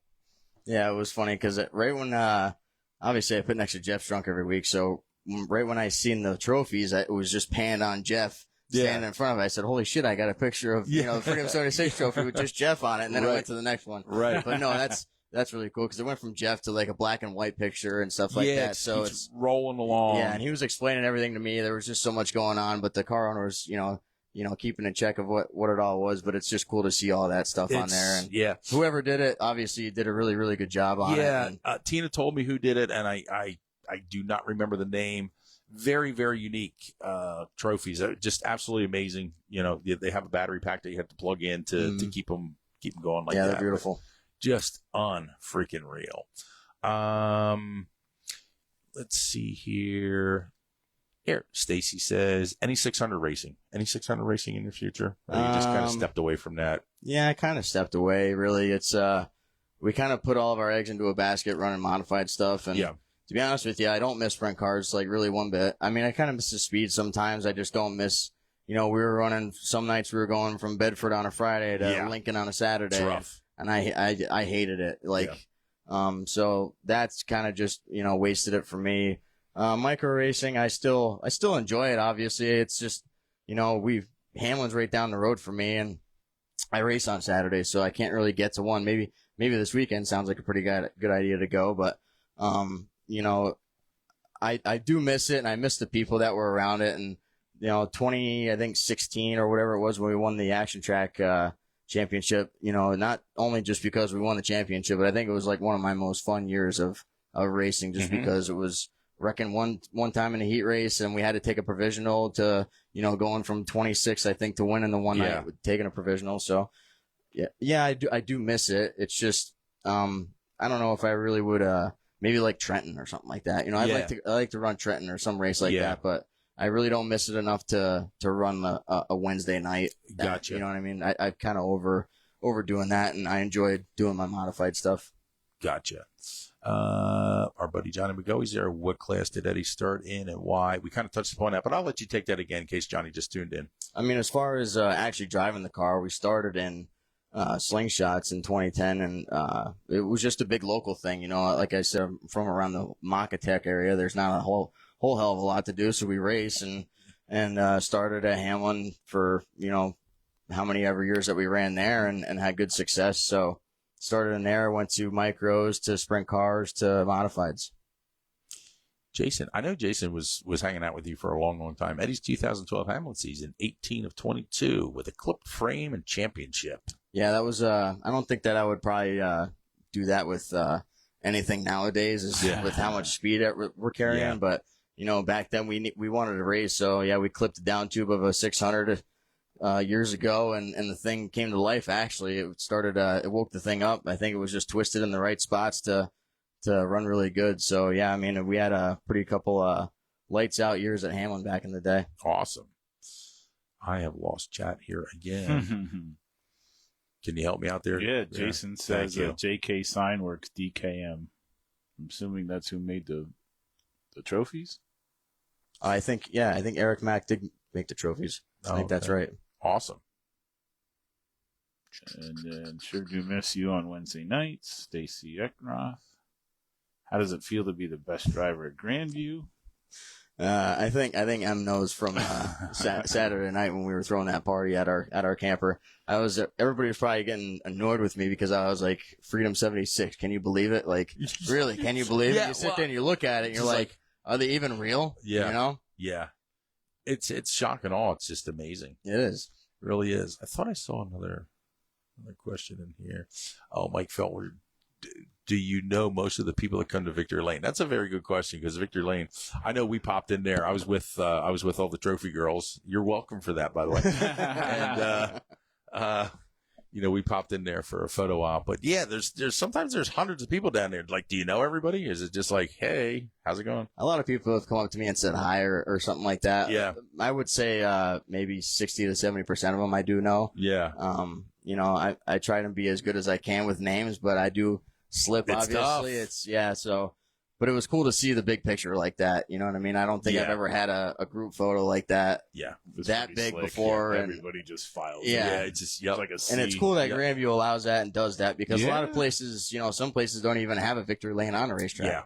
So to have it like that, and, like I said, a prestigious place like Grandview, just even getting one win during the regular season is hard enough. But that 76, wow, that was like I said, it still is unreal. Yeah. It's absolutely amazing, man. Do you have any plans on going to Florida or, down south, North Carolina, the big race down there, any of that stuff? We kind of have plans, I would say. We just don't have quite the technology yet to do it. Obviously, this win helped maybe a little bit push that into perspective.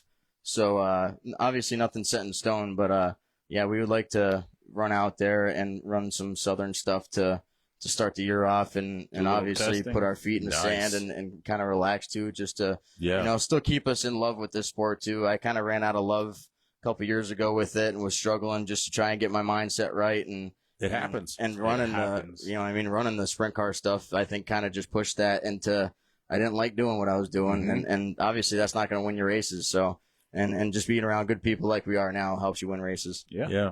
So awesome. Sometimes the road trips, just what everybody needs. Yeah. Oh yeah. True And story. if you had our guys, it'd be one hell of a road trip. Good. We like to hear that.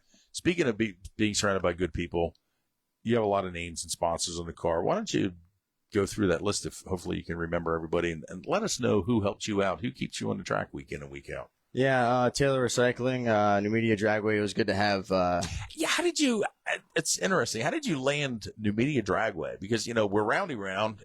Drag races and roundy round people usually don't mesh too well, but there you are. Yeah, the car owner kind of knows more of that side than anything, but still the same thing. They're, I think they, have a lot of stuff based out of maybe the city or something like that, and they actually do a driving school right down the road from us too. So Oh wow. they're kind of local in a way and kind of not, so that's kind of how that relationship started. The owner kind of knew them guys and got that ball rolling. So. Mhm. And like I said, we had Taylor Recycling, our main sponsor, was there Right. Saturday at Grandview. It was his first time going this year, I think. At least in the pits, if he didn't go before. So, it was cool to have him there. And Red Maples Golf Course, they come every week just about. And it was a shame that he was on vacation actually this week. So it sucked that he couldn't be there for that one, But my great aunt, she still helps out and stuff.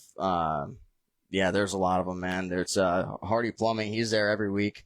He's one of the guys that was in the big picture at the end of the night. So it's cool to have, a guy from Grandview that's sponsoring us.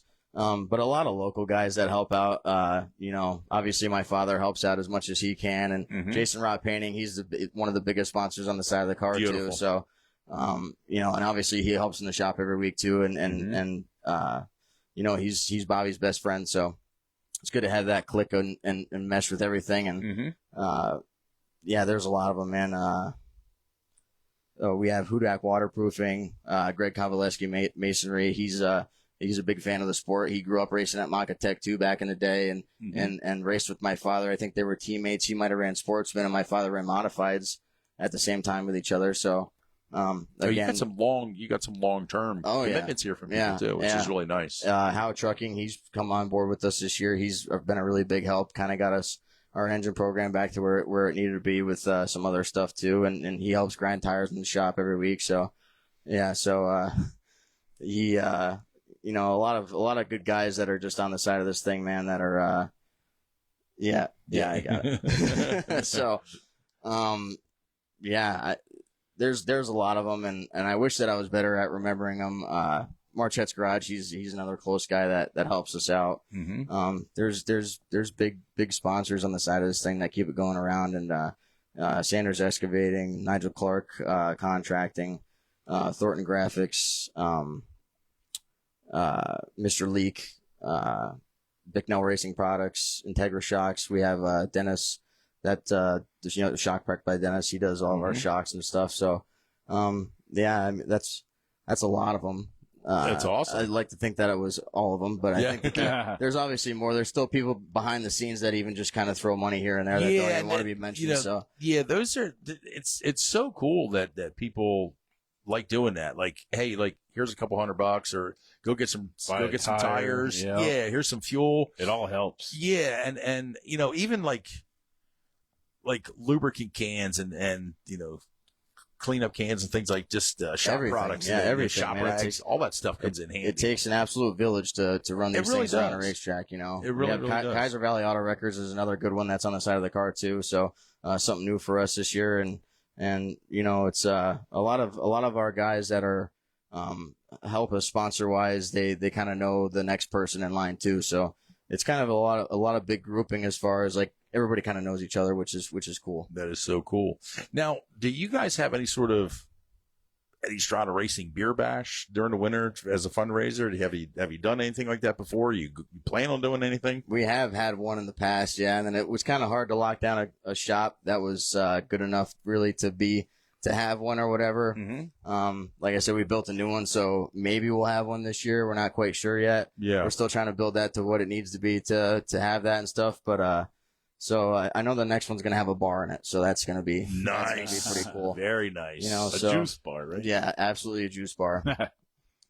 Johnny McGoey says, tuning in late, but is Eddie planning on going to Hagerstown or New Egypt?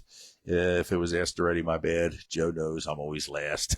Yeah, I kind of threw Johnny under the bus a little bit prior to his going out Friday night. But it was all in fun. We were planning on doing some other stuff, like I said, but everything kind of just after the week of the Sixer was a lot of stuff going on. So we figured we might as well just kind of regroup for next year. Right, exactly. So, man, Mrs. Bear's here. That means it's soon time to get off. Yeah. She's got the gong. She's the one. She's the one. She's the one. Eddie, I tell you what, man, it's been.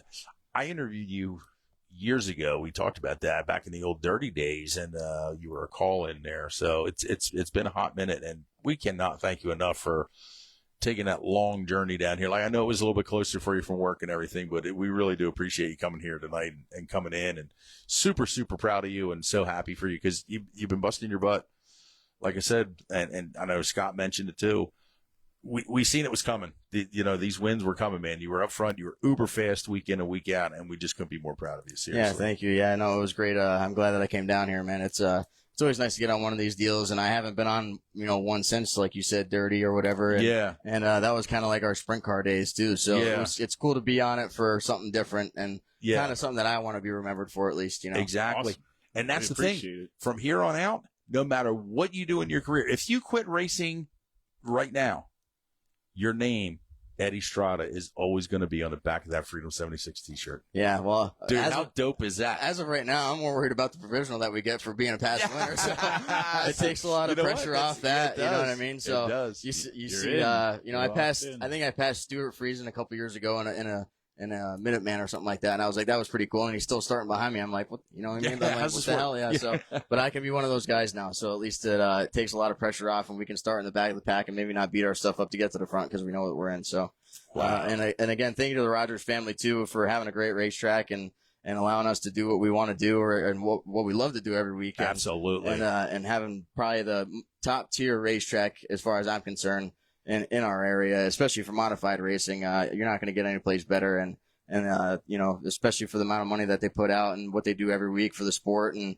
they're just great people there. If you ever have any questions or something like that, they're not like chasing you out or saying something like bad behind your back or anything. They're just great people. They love the sport. It's a big family with them too. You know, you go down and you take pictures, and half of them are with the Rogers family just because they have such a big family. They do, and it's growing all the time. It's great. Thank you to them again, and just like I said, everybody that helps me get to where I'm at now. The owners, the sponsors, the people that are even just putting a beer in front of us at the end of the night. Man, thank you so much. Absolutely, Bear. We always have some housekeeping to do at the end of the night. Would you? Yes, sir. Mind doing the honors? Well, like Eddie just said, we couldn't do this without our sponsors either. And tonight's show was sponsored by Roy Danner Paving. Again, congratulations to Briggs on a great run out there at Eldora.